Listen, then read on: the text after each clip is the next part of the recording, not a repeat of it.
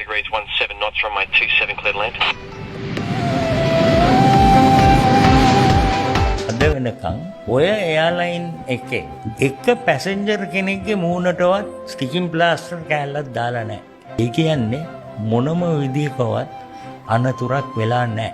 කාටවත් මරණයක් අයිති වෙන වරදක් වෙලා නැහැ. අතක් කැඩිලත් නැහැ. ඒව මොකුත් වෙලා නැහැ. ඒ මං කියවනේ ස්ටිකින් ප්ලාස්ටර් එකක් දාලා නැහැ කියලා. එච්චරයි. 1979 ඉඳලා ඒකේ තියෙන වටිනාකම කොච්චරද කියලා හුඟක් දෙනෙකුට තේරෙන්නේ නැහැ. හේම අනතුරක් නැති යාලයින් එකක්. ඒක නමක් කියන්න පුළුවන් නම් මට කියන්න. මම දන්නේ නැහැ.